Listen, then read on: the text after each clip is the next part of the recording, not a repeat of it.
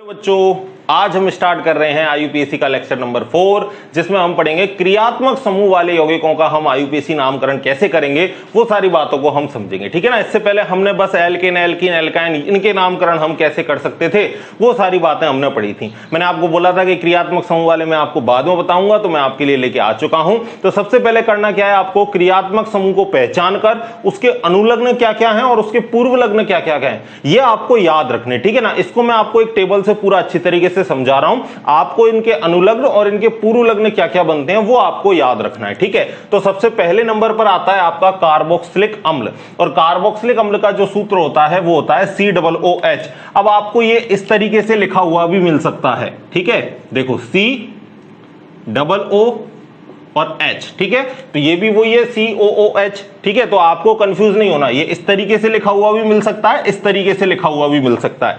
इसका पूर्व लग्न क्या होगा, इसका पूर्व लग्न होगा कार्बोक्सी, और इसका अनुलग्न होगा आपका ओइक अम्ल। अनुलग्न क्या होगा, ओइक अम्ल।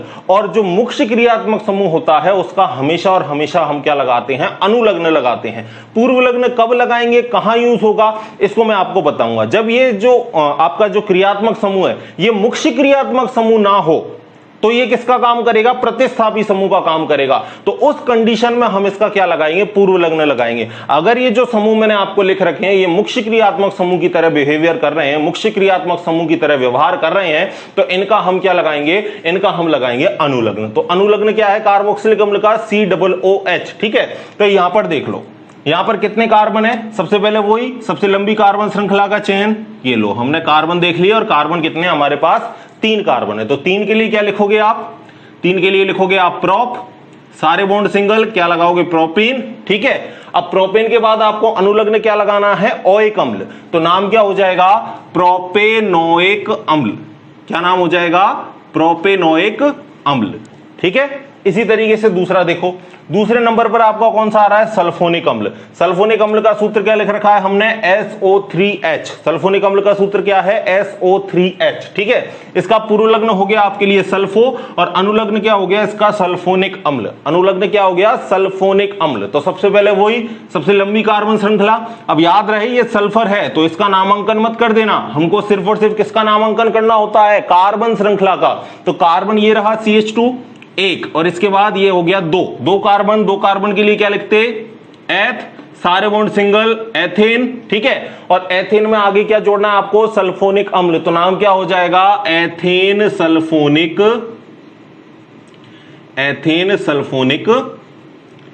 अम्ल।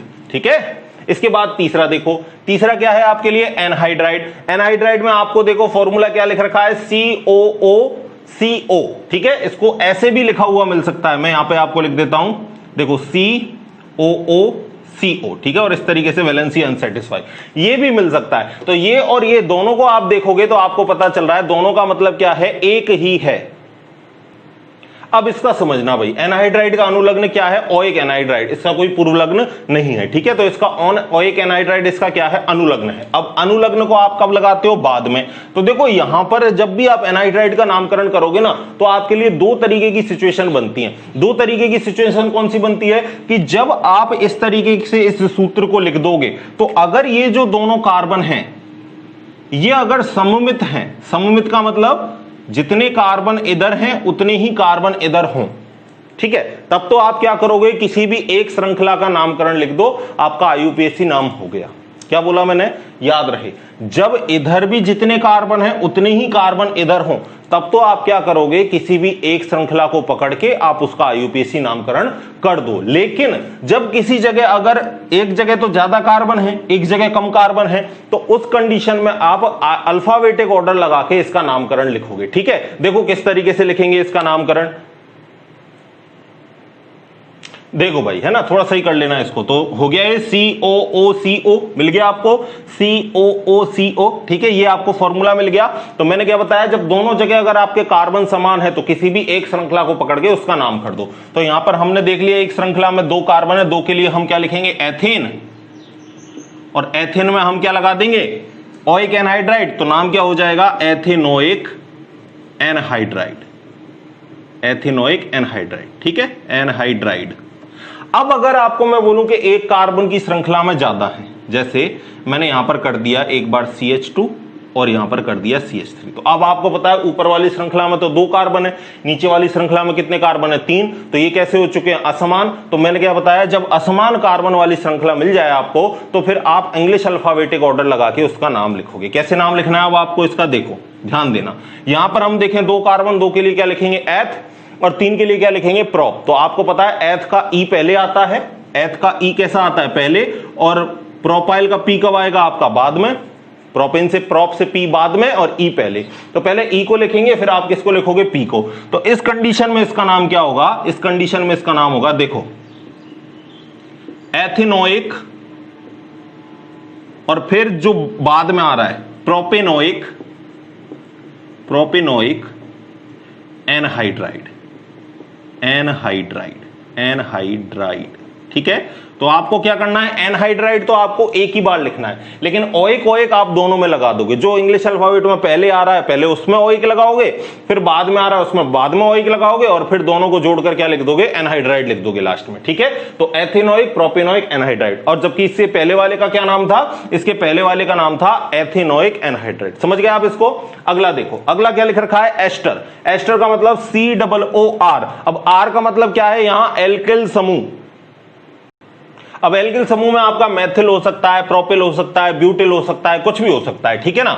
एल्कोक्सी कार्बोनिल इसका पुरुलग्न और इसका अनुलग्न क्या होगा? OH होगा। ठीक है, अब यहां देखो, यहां कितने आपको दिख रहे हैं कार्बन? एक तो ये वाला कार्बन दिख रहा है आपको अलग, और एक आपको ये वाले कार्बन दिख रहे हैं अलग। ठीक है, तो आपको पता है सबसे पहले हम क्या करते हैं? मुख्य कार्बन श्रृंखला का चयन, और मुख्य कार्बन श्रृंखला में हम वो श्रृंखला लेते हैं जिसमें ज्यादा से ज्यादा कार्बन हो। तो ज्यादा से ज्यादा कार्बन आपको कहां दिख रहे हैं? इस वाली में दिख रहे हैं। तो इसका आप क्या कर दो? पहले क्रमांकन कर दो, 1 2 3। अब ये वाला एक क्या बच गया आपका? प्रतिस्थापी की तरह, एज ए प्रतिस्थापी की तरह काम करेगा। कितना बच गया? 1। तो आपको पता है कि नाम लिखते समय पहले किसका लिखते हैं? प्रतिस्थापी। तो ये क्या बच गया आपके लिए? मेथिल। ठीक है, फिर कितने कार्बन की चयन? 3 कार्बन की। 3 के लिए क्या लिखोगे? 3 के लिए लिखोगे आप प्रोपेन, और प्रोपेन में क्या लगाना है आपको? OH। तो नाम क्या हो जाएगा? प्रोपेनोइड। ठीक है, ये इसका नाम हो गया मेथिल प्रोपेनोइड। ठीक है, आपको रूल मैंने बता ही रखा है, PCA। पहले प्रतिस्थापी को लिखोगे, फिर कार्बन चेन को लिखोगे, फिर बाद में क्या लगाना है? अनुलग्न लगाना है। ठीक है, अगला देखो, अगला है एसिड हैलाइड, या इसको अम्ल हैलाइड भी आप बोल सकते हो। एसिड हैलाइड भी कई कई जगह आपको मिल जाएगा। COX, X बराबर क्या है यहाँ? हेलोजन। हेलोजन के तौर पर आपको फ्लोरीन, क्लोरीन, ब्रोमीन, आयोडीन, कुछ में से इनमें से कोई सी भी आपको एक मिल सकती है हेलोजन। इसका पुरोलग्न क्या है? हेलोकार्बोनिल। अनुलग्न क्या है इसका? Oil halide. अनुलग्न क्या है? Oil halide. ठीक है, तो ये फॉर्मूला देखो, यहां पर आपको सबसे लंबी कार्बन श्रृंखला कितने की मिली? 1 2 3, 3 की मिली। 3 के लिए क्या लिखोगे? प्रतिस्थापी तो कोई है नहीं। 3 के लिए क्या लिखोगे? 3 के लिए लिखोगे आप प्रोप। सबसे पहले आपको क्या काम करना है भाई? पहचान करनी है आपको क्रियात्मक समूह की।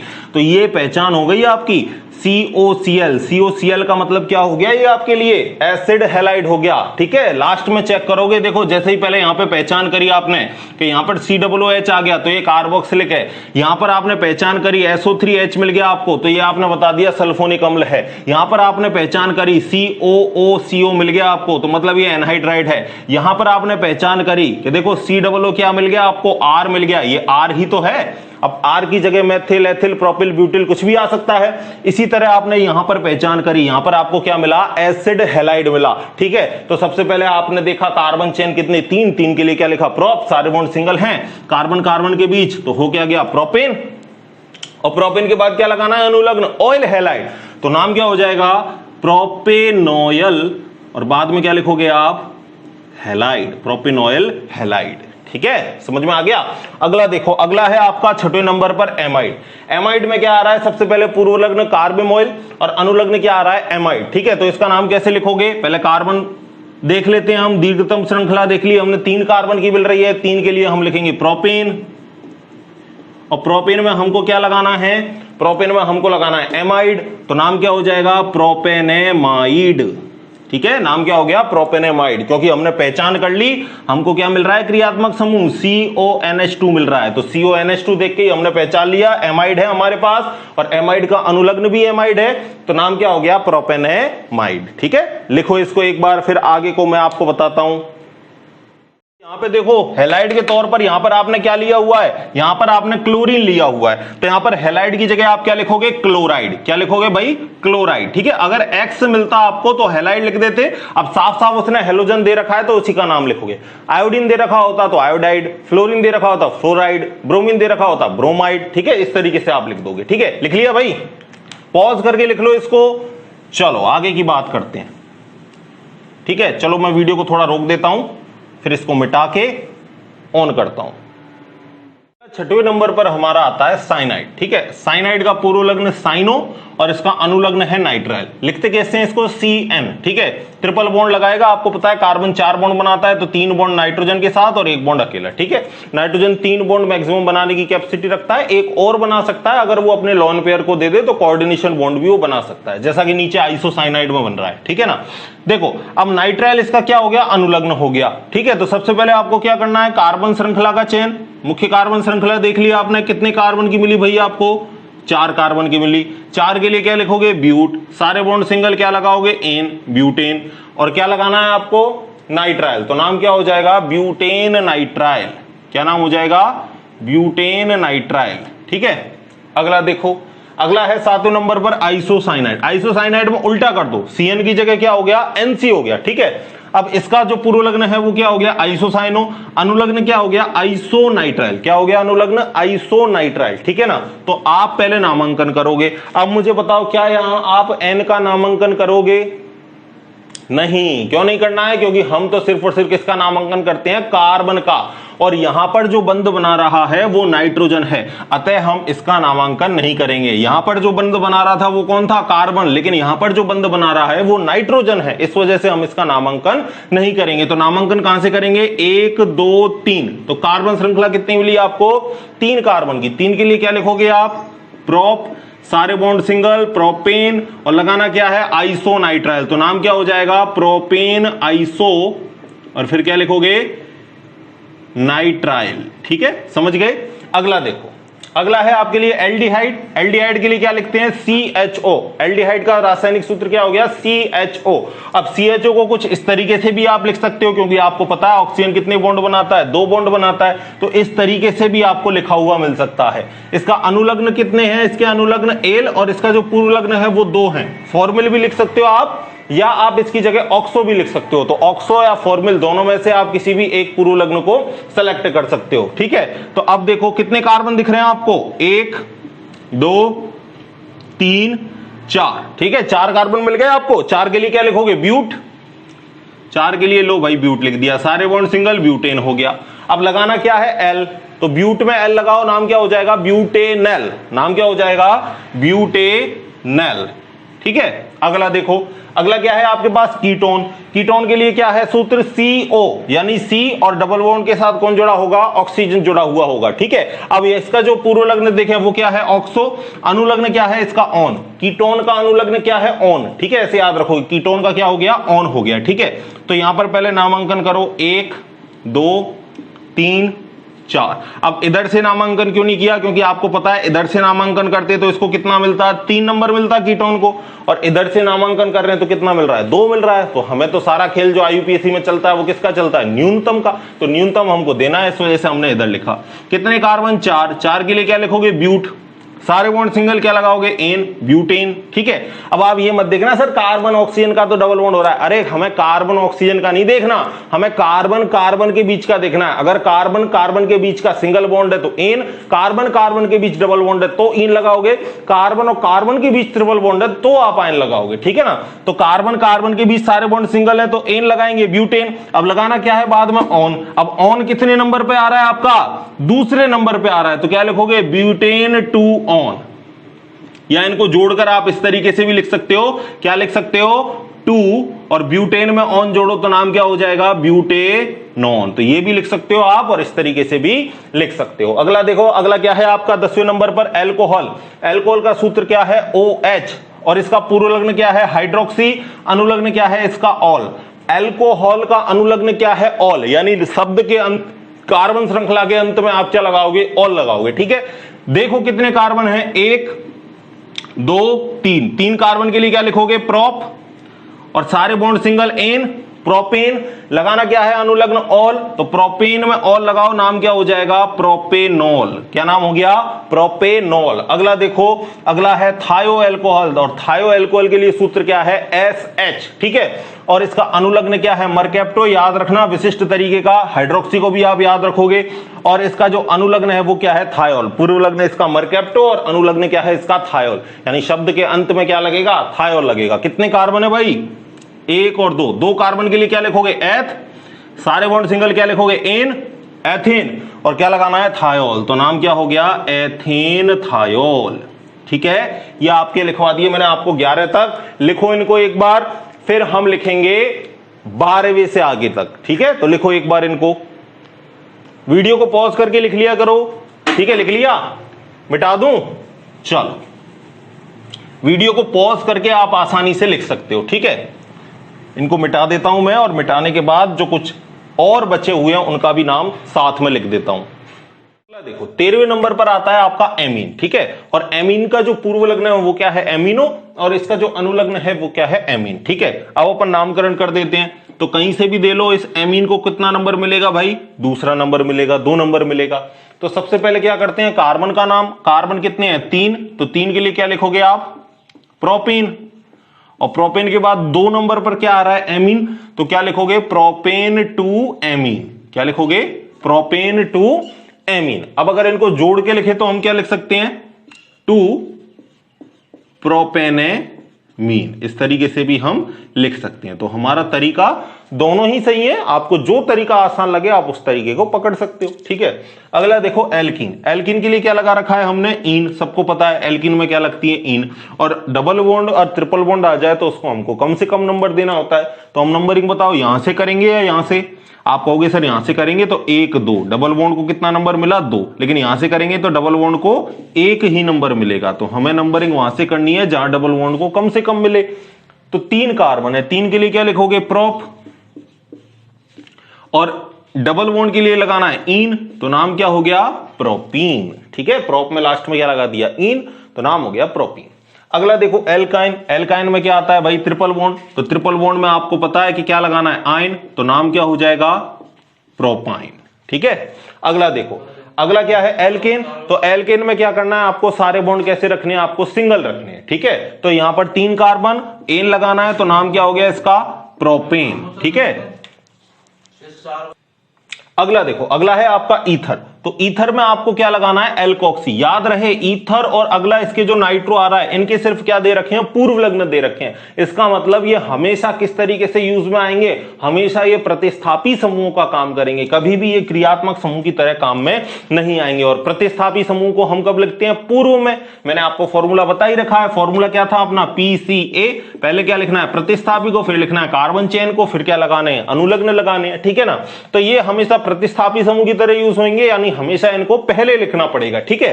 तो देखो यहां पर देखें तो 2 कार्बन, यहां पर देखें तो 1, तो यहां पर कितने 2 कार्बन है, तो यहां पर हमने लिख दिया 1 2। अच्छा बीच में से नामांकन हमने क्यों नहीं किया, क्योंकि बीच में क्या आ गया ऑक्सीजन, और हम नामांकन किसका करते हैं सिर्फ और सिर्फ कार्बन का, तो ये कार्बन तो नहीं है, अगर कार्बन होता तो हम चारों का नामांकन कर देते, लेकिन बीच में चूंकि ऑक्सीजन आ गया है इस वजह से श्रृंखला टूट गई है, इस वजह से हमने जिस तरफ ज्यादा कार्बन है, जो अधिकतम कार्बन वाली श्रृंखला है वो हमने ले ली। अब यहां पर 1 कार्बन बच गया, तो ये किसका काम करेगा प्रतिस्थापी का काम करेगा, साथ में क्या आ रहा है ऑक्सीजन भी आ रहा है। तो देखो ये ROR मिल गया आपको, R का मतलब क्या है एल्किल समूह, तो देख लो यहां पर कौन सा समूह मिल गया एथिल समूह मिल गया, और ये वाला R भी है, इस वाले R की जगह क्या मिल गया आपको मेथिल समूह मिल गया, तो यानी ये हमारा हो गया ROR यानी ईथर समूह हो गया। तो पहले क्या लिखना है आपको एल्कोक्सी, तो एल्कोक्सी में कितना कार्बन आ रहा है 1, तो 1 कार्बन के लिए क्या लिखोगे मेथॉक्सी, 2 होते तो क्या लिखते एथॉक्सी, तो 1 कार्बन प्रतिस्थापी के लिए है तो इसका हम लिखेंगे मेथॉक्सी, भाई P वाला काम हो गया, प्रतिस्थापी का काम हो गया। अब क्या लिखना है कार्बन चेन, अधिकतम कार्बन कितनी है 2, 2 के लिए क्या लिखते हो एथ, और सारे बॉन्ड सिंगल है क्या लिखोगे एथीन, तो नाम क्या हो गया मेथॉक्सी एथीन, ठीक है। अगला देखो, अगला एग्जांपल देखो नाइट्रो NO2, NO2 का क्या है भाई पूर्व लग्न नाइट्रो, नंबरिंग कर दो 1 2 3, दूसरे नंबर पर क्या आ रहा है NO2, तो क्या लिखोगे 2 नाइट्रो, 2 नाइट्रो, और 3 कार्बन के लिए क्या लिखोगे अच्छा इंग्लिश में लिख दिया तो चलो इंग्लिश में, 2 नाइट्रोप्रोपेन। ठीक है, समझ गए आप बात को।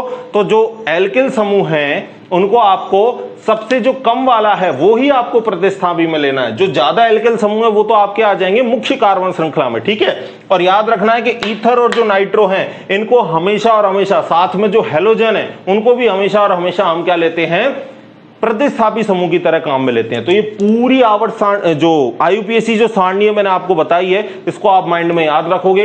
इनका क्रम भी आपको याद रखना है, इनके क्रम भी आपको याद रखने हैं। अभी आगे मैं आपको रूल बताऊंगा तो रूल में आप ज्यादा समझोगे कि किस तरीके से हम क्रमों को क्या करेंगे, किस तरीके से जो क्रम है ये हमारे काम में आएंगे। ठीक है, लिखो इसको एक बार, फिर रूल लिखाता हूं आपको।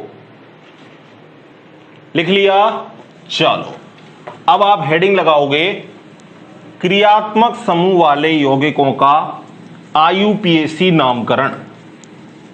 ये टेबल हमारी बहुत इंपॉर्टेंट थी भाई, है ना। इस टेबल की मदद से ही हम बहुत सारे यौगिकों का आईयूपीएसी नामकरण करेंगे। और टेबल में आपको प्रत्येक क्रियात्मक समूह का क्रम याद रखना है, ठीक है ना, कि किस क्रम से इनको आपने व्यवस्थित किया है। तो आप हेडिंग लगाओगे अब क्रियात्मक समूह वाले, क्रियात्मक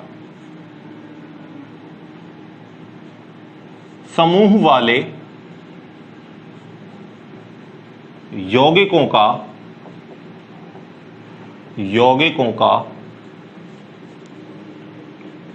आईयूपीएसी नामकरण। ठीक है, आईयूपीएसी नामकरण देना है आपको किसका, क्रियात्मक समूह साथ में आ रहा हो।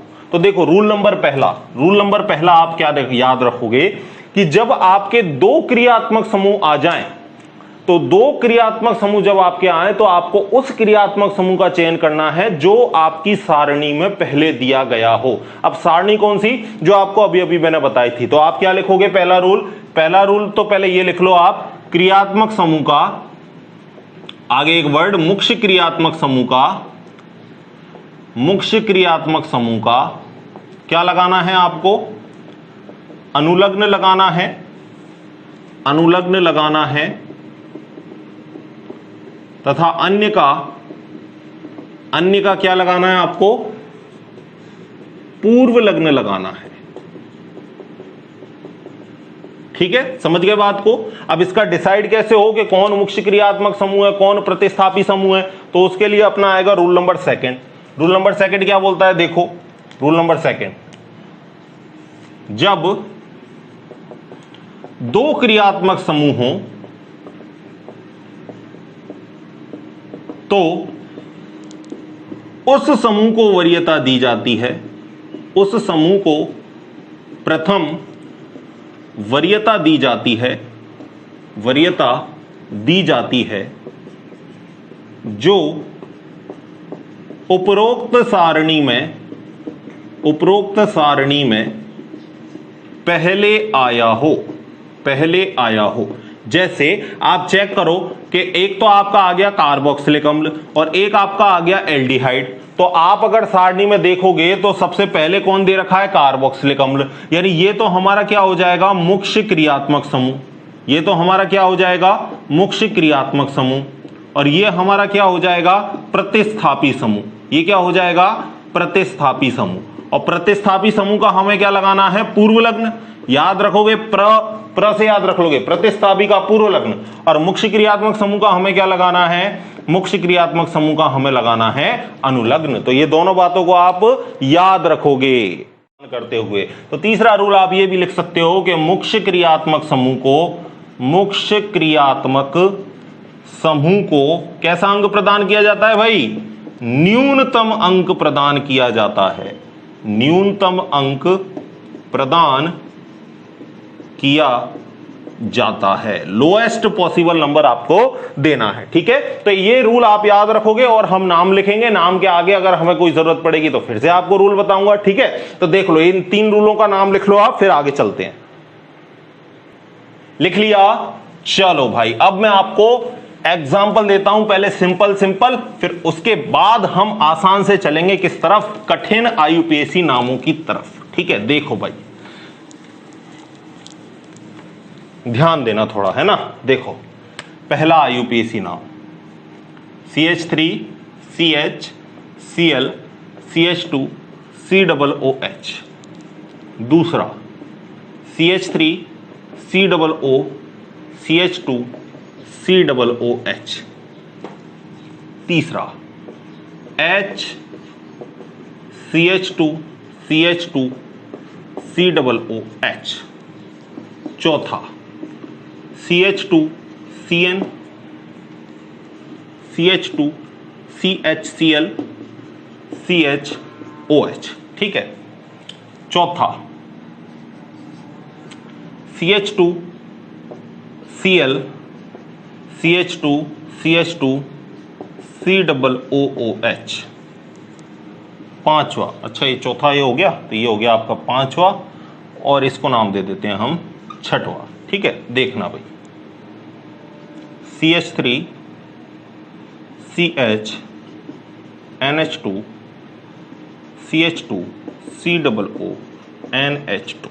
ठीक है, ये मैंने आपके सामने 6 क्या लिखे हैं, यौगिक लिखे हैं, जिनमें प्रत्येक में क्रियात्मक समूह का समावेशन है। ठीक है, अभी तक तो मैं आपको सिर्फ वो बता रहा था कि जिसमें कार्बन कार्बन है, अब आपके कार्बन के साथ साथ क्या आ गए, क्रियात्मक समूह भी आ गए, तो इनका IUPAC नाम लिखना है। तो सबसे पहला जो आपका काम होगा, वो सबसे पहला काम आप क्या होगा कि आप प्रत्येक में पहले पहचान करोगे कि कौन सा क्रियात्मक समूह है। क्या एक ही क्रियात्मक समूह है या एक से अधिक क्रियात्मक समूह भी उपस्थित हैं? तो सबसे पहले इस बात की पहचान करोगे। तो मैं पहचान कर लेता हूं भाई। पहले तो इसमें ये दिख रहा है आपको CHO पूरा देखना है। अगर किनोर पर इस तरीके से आना है, आ रहा है कोई समूह, तो पूरा देखना है, क्योंकि COOH क्रिया कार्बोक्सिलिक समूह हो सकता है, COCl अम्ल हैलाइड हो सकते हैं। ठीक है, CONH2 एमाइड हो सकता है। तो आपको पूरा चेक करना है, पूरा चेक करोगे तभी सही करोगे, वरना बच्चे इसी में गलती कर देते हैं पहचान करने में। ठीक है, तो आपको पहचान करनी है, पूरा देखना है कॉर्नर का CHO। तो CHO का मतलब एल्डिहाइड है, तो एक तो हमारा ये क्रियात्मक समूह आ गया। यहां देखें तो यहां एक तो CHO दिख रहा है, ये क्रियात्मक समूह है हमारा, और ये बीच में CO दिख रहा है, ये भी हमारा क्रियात्मक समूह है। ठीक है, यहां पर अगर हम देखें तो ये हमें क्रियात्मक समूह देखने को मिल रहा है, और ये वाला क्रियात्मक समूह भी हमें देखने को मिल रहा है। ये भी क्या है भाई, CHO। देख लो किनोर पर CHO, कहीं कीटोन मत मान लेना, यहां पर H नहीं है। देखो यहां पर क्या है, केवल और केवल CO। कीटोन में दोनों जगह पर क्या आते हैं भाई, एल्किल समूह आते हैं, और एल्डिहाइड में एक जगह तो कौन आता है, एल्किल, और एक जगह क्या आता है, हाइड्रोजन। तो देख लो आपको एल्डिहाइड में CHO देखने को मिलेगा, CHO, जबकि कीटोन में दोनों जगह पर कौन होंगे, एल्किल समूह होंगे। ठीक है ना, ये बात याद रखना। इसके बाद यहां देखें तो यहां हमें एक क्रियात्मक समूह देखने को मिल रहा है। यहां हम देखें तो एक NH2 हमें देखने को मिल रहा है, और एक ये CONH2 हमें देखने को मिल रहा है। यहां हम देखें तो एक साइनाइड हमें देखने को मिल रहा है, और एक OH हमें देखने को मिल रहा है। ठीक है, ये हमारे पास पहचान हो गई, हमने कर ली पहचान किसकी, क्रियात्मक समूहों की। अब पहचान हो गई क्रियात्मक समूह की, तो अब आपको बताना है कि जो सारणी में पहले आ रहा है वो तो हमारा मुख्य क्रियात्मक समूह है, और जो बाद में आ रहा है वो हमारा क्या हो जाएगा, प्रतिस्थापी समूह हो जाएगा। तो आपको चेक करते हुए पहले बता देना है कि यहां तो एक ही है भाई, क्लोरीन तो हमेशा किसका काम करेगा, क्लोरीन हुआ, ईथर हुआ, नाइट्रो हुआ, ये हमेशा और हमेशा किसका काम करेंगे, प्रतिस्थापी समूह का काम करेंगे। तो ये तो प्रतिस्थापी है ही हमारा, ये क्या हो गया, हमारा एक ही है, तो एक क्या हमारा होगा, मुख्य क्रियात्मक समूह, मुख्य क्रियात्मक समूह। ठीक है, ये अब यहां पर देखो एक जगह तो ये क्या दे रखा है आपको, कीटोन, और ये क्या दे रखा है आपको, एल्डिहाइड।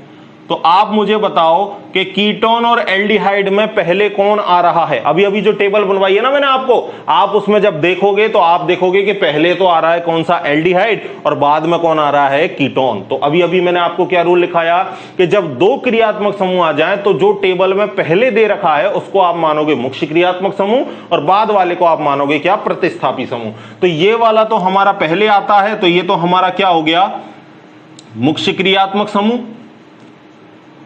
और ये वाला हमारा क्या हो गया, ये वाला हो गया हमारा प्रतिस्थापी समूह। समझ गए बात को। इसी तरीके से इसमें चेक करो भाई, इसमें पहले चेक करोगे आप कि क्या एक ही है। यहां पर आप देखोगे कि यहां पर CHO ये क्या दे रखा है, एल्डिहाइड, और यहां पर आप देखोगे तो ये भी CHO, ये भी क्या दे रखा है, एल्डिहाइड। दोनों समान है तो कोई दिक्कत वाली बात नहीं। जब दोनों समान है तो दोनों ही किसका काम करेंगे, मुख्य क्रियात्मक समूह का। तो ये भी मेन फंक्शनल ग्रुप, ये भी मेन फंक्शनल ग्रुप मुख्य क्रियात्मक समूह, और ये भी मेन फंक्शनल ग्रुप मुख्य क्रियात्मक समूह। ठीक है, शॉर्ट में MFG से लिख देते हैं, जिससे मुख्य मेन फंक्शनल ग्रुप मुख्य क्रियात्मक समूह। ठीक है, यहां पर देखो CN आ रहा है और OH आ रहा है। CN तो हो गया आपका साइनाइड, CN क्या हो गया, साइनाइड, और OH किसके लिए लगता है, अल्कोहल के लिए। तो अब आप मुझे बताओ कि पहले साइनाइड आता है या टेबल में अल्कोहल आता है। अब ये याद होना चाहिए क्रम, तभी आप IUPAC को बढ़िया से लिख पाओगे। तो जब टेबल में आप देखोगे तो आपको पता है पहले कौन आता है, साइनाइड। तो साइनाइड हमारा क्या हो चुका है, साइनाइड हमारा हो चुका है मुख्य क्रियात्मक समूह, मेन फंक्शनल ग्रुप। और अब हमारा ये क्या हो चुका है, प्रतिस्थापी समूह, सब्स्टिट्यूट ग्रुप, प्रतिस्थापी समूह। ठीक है, अगला देखो, अगले में एक ही दे रखा है कार्बोक्सिलिक, तो ये ही हमारा क्या है, मुख्य क्रियात्मक समूह। ठीक है, यहां पर एक NH2 दे रखा है और एक एमाइड दे रखा है, CONH2। CONH2 क्या होता है, एमाइड। और जब आप टेबल में पहले देखोगे तो टेबल में आप देखोगे कि अमाइड पहले आता है, तो अमाइड हमारा क्या हो गया, मुख्य क्रियात्मक समूह, मेन फंक्शनल ग्रुप। और ये NH2 एमीन हमारा क्या हो गया, प्रतिस्थापी समूह। ठीक है, तो सबसे पहला काम देखो, सारे 6 एग्जाम्पल में मैंने आपको करके बता दिया। क्या काम करा हमने कि सबसे पहले तो सर हम पहचान करेंगे कि हमारा क्रियात्मक समूह क्या है, एक ही है या दो है। अगर दो हैं तो हम टेबल की तरफ जाएंगे, जो पहले आ रहा है वो हमारा मुख्य क्रियात्मक समूह होगा, उसका तो हम अनुलग्न लगाएंगे, और जो बाद में आ रहा है वो हमारा होगा प्रतिस्थापी समूह, उसका हम क्या लगाएंगे, पूर्व लग्न लगाएंगे। ये काम हो जाने के बाद हम उसका क्या करेंगे, नंबरिंग करेंगे, और मुख्य क्रियात्मक समूह को कम से कम नंबर देकर हमको चलना है। ठीक है, तो देख लो भाई, अब नंबरिंग दे देते हैं, नंबरिंग देते हैं पहले एग्जाम्पल की। अब नंबरिंग करें तो देखो, नंबरिंग कर देते हैं। निम्नतम हमें इसको देना है न्यूनतम अंक, तो ये 1 2 ये 3 और ये हो गया 4। ठीक है, तो रूल हमारा फिक्स है। रूल क्या है भाई, PCA, पहले प्रतिस्थापी अंक के साथ, फिर कार्बन चेन, फिर क्या लगाना है, अनुलग्न। इतना बढ़िया रूल आपको सिंपल सा बता रखा है, कहीं कोई दिक्कत वाली बात नहीं है। थोड़ी सी आपको टेबल याद रखनी है। देखो भाई, अब आपको मेहनत तो थोड़ी बहुत करनी पड़ेगी, यहां से आगे आपका जो पोर्शन है वो बढ़ता जाएगा। अभी तक तो जो 10वीं में चल रहा था वो थोड़ा बहुत आपसे रिलेट कर रहा था, अब चीजें क्या है, आपको और ज्यादा कठिन आने लगी। कठिन नहीं है, आपका स्तर और ज्यादा कैसा होने लगेगा, बढ़ने लगेगा। अरे कठिन लग रहा है क्या, सारी चीजें एक एक चीजें इतनी बारीकी से आपको बता रहा हूं, फिर भी आपको दिक्कत है तो मुझे कमेंट बॉक्स में लिखो, मैं उसका भी आपका आंसर करूंगा। ठीक है, और इस क्लास के एंड में मैं आपको एक न्यूमेरिकल क्या एक कंपाउंड में आपको देके जाऊंगा, आप उसका मुझे क्या लिख के बताओगे, IUPAC नाम लिख के बताओगे। ठीक है, अब जरूर लिखना है, अगर ये आप लेक्चर देख रहे हो तो आपकी रिस्पॉन्सिबिलिटी, आप जरूर मुझे आंसर करके उस चीज का दोगे। ठीक है, चलो स्टार्ट करते हैं। हाँ भाई, हमने लोएस्ट पॉसिबल नंबर दे दिया। अब हम देखते हैं पहले प्रतिस्थापी हमारा ये रहा Cl, कितने नंबर पे, तीसरे नंबर पे। Cl के लिए हम क्या लिखते हैं, 3 क्लोरो। अब इसके बाद हमको क्या लिखना है, C का मतलब कार्बन चेन, कितने कार्बन, 4। क्या सारे सिंगल हैं, हाँ सिंगल हैं, तो क्या लगाएंगे, ब्यूटेन, ब्यूट को लगा के लग दिया एन। अब इसका क्या लगाना है, अनुलग्न। अब इसका अनुलग्न याद होना चाहिए, CHO का अनुलग्न क्या लिखाया था मैंने आपके लिए, L, तो ब्यूटेन में L लगाओ, नाम क्या हो जाएगा, ब्यूटेनल। ठीक है, तो ब्यूटेन में जब L लगाया तो नाम क्या हो गया, ब्यूटेनल। ये हो गया इसका IUPAC नाम। दूसरे वाले का देखो, दूसरे वाले का मुख्य क्रियात्मक समूह कौन है, ये रहा, तो इसको न्यूनतम अंक 1 2 3 4 नंबरिंग कर दी। अब क्या करना है, PCA, क्या कोई प्रतिस्थापी है, हाँ है, कितने नंबर पे, 3 नंबर पे। कौन आ रहा है, कीटोन, और कीटोन का हमने देख लिया ये प्रतिस्थापी है, तो प्रतिस्थापी का क्या लगाना है, पूर्व लग्न लगाना है। तो पूर्व लग्न क्या होता है कीटोन का, ऑक्सो, तो कितने नंबर पे है, 3 नंबर पे, तो क्या लिखोगे, 3 ऑक्सो। ठीक है, देखो 3 ऑक्सो, कई जगह आपको कीटो लिखा हुआ भी मिल सकता है। ठीक है, 3 ऑक्सो, और ऑक्सो लिख दिया। अब क्या आ गया, प्रतिस्थापी का काम खत्म। अब कौन आ गया, कार्बन चेन।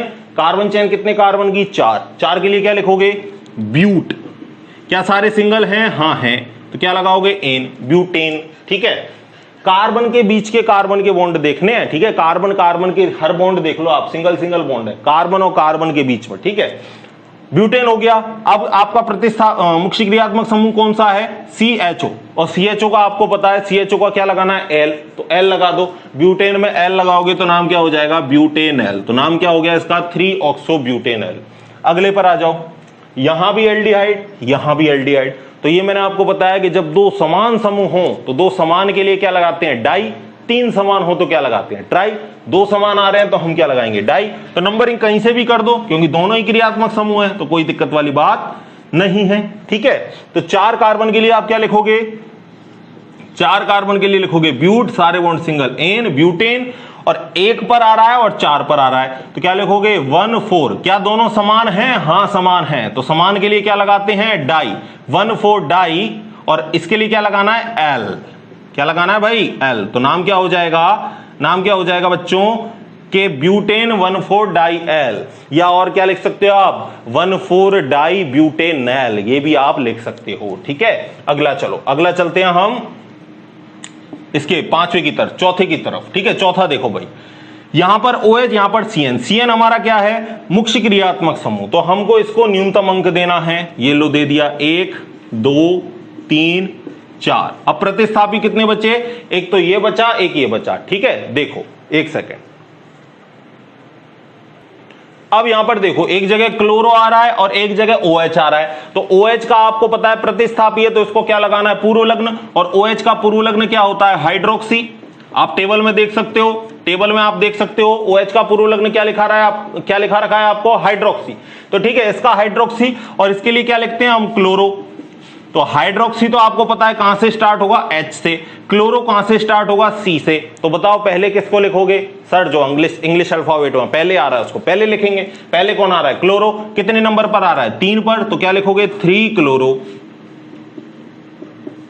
फिर प्रतिस्थापी कौन सा है? हाइड्रोक्सी। कितने नंबर पर आ रहा है? 4 नंबर पे, तो 4 हाइड्रोक्सी। ठीक है, फिर इसके बाद P वाला काम पूरा। अब किस पर आ जाओ? C पर। कार्बन चेन, कितने कार्बन है? 1 2 3 4। 4 कार्बन के लिए क्या लिखोगे? ब्यूट। ठीक है, और फिर सारे बॉन्ड सिंगल हैं? हाँ बिल्कुल सिंगल हैं। क्या लिखोगे? N। क्या हो गया? ब्यूटेन। अब साइनाइड के लिए क्या लिखते हो आप? साइनाइड के लिखते हो आप नाइट्राइल, तो नाम क्या हो जाएगा? ब्यूटेन, और आगे लिखोगे नाइट्राइल। तो पूरा नाम क्या हुआ बच्चों? 3 क्लोरो 4 हाइड्रोक्सी ब्यूटेन नाइट्राइल। बड़ा हो जाने से घबराना मत कि सर इतना बड़ा नाम हो गया, अरे सारे लिख पाओगे। अगर समझ गए तो मैं आपको 2 लाइन का अगर आपको IUPAC नाम लिख दूं तो वो भी लिख दोगे, और अगर नहीं समझे तो आपको छोटा सा नाम दूं वो भी नहीं लिख पाओगे। ठीक है ना, सारा समझने का खेल है भाई। ठीक है, देखो पांचवा देखो, मुख्य क्रियात्मक समूह मिल गया। Cl हमारा क्या हो गया? प्रतिस्थापी। नंबरिंग कर देंगे, मुख्य क्रियात्मक समूह को सबसे कम देना है, तो लो सबसे कम दे दिया। कितने कार्बन मिले? 4 कार्बन मिले। प्रतिस्थापी कौन है? क्लोरीन। कितने नंबर पे? चौथे नंबर पे। क्या लिखोगे? 4 क्लोरो। इसके बाद 4 के लिए क्या लिखना है? ब्यूट। क्या सारे बॉन्ड सिंगल? हाँ, तो क्या लगाएंगे? एन। अब इसमें COOH का क्या होता है? COOH का मुख्य क्रियात्मक समूह है, अनुलग्न देखना है। अनुलग्न क्या होता है इसका? ओइक। तो ब्यूटेन में जब ओइक लगेगा तो नाम क्या हो जाएगा? ब्यूटेनोइक अम्ल। ठीक है, अगला देखो 6वें नंबर का देखो, यहां पर मुख्य क्रियात्मक समूह ये पहचान कर ली, तो 1 2 3 4। पहले लिखना है प्रतिस्थापी को। प्रतिस्थापी कौन है? NH2। कितने नंबर पे? तीसरे नंबर पे। तो 3 एमीन लिखोगे क्या इसका? नहीं, इसका प्रतिस्थापी का क्या लगाना है? पूर्व लग्न, और एमीन का पूर्व लग्न क्या होता है? एमिनो। ठीक है, अगला देखो 4 के लिए क्या लिखोगे? ब्यूट। सारे बॉन्ड सिंगल, एन ब्यूटेन, और आगे क्या लगाना है? एमाइड में। अरे एमाइड का अनुलग्न क्या है? अभी आपको टेबल में बताया है, इसका अनुलग्न भी क्या है? एमाइड ही है। तो ब्यूटेन में एमाइड लगाओगे, नाम क्या हो जाएगा? ब्यूटेनेमाइड। तो इसका पूरा नाम क्या हुआ? 3 एमिनो ब्यूटेनेमाइड। ठीक है, तो मैंने आपको ये 6 एग्जाम्पल बढ़िया करवा दिए भाई। इनसे आप पूरा जो क्रियात्मक समूह के जितने भी नामकरण है आप अच्छी तरीके से समझ सकते हो। अब आपको मैं एक एक्सरसाइज दे रहा हूं, 1 या 2 भी दे सकता हूं, और आपको ये मुझे जरूर बताना है। कमेंट बॉक्स में कमेंट करके आप बताओ, चाहे कैसे भी बताओ। ठीक है, आपको ये बताना है। पहले तो इसको लिख लो, फिर इसको मिटाता हूं मैं। लिख लिया? चलो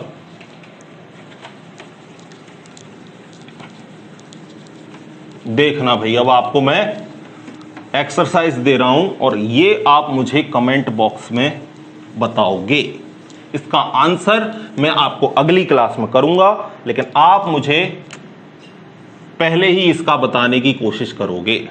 CH2OH CHCl CHBr CH2COOH, ठीक है।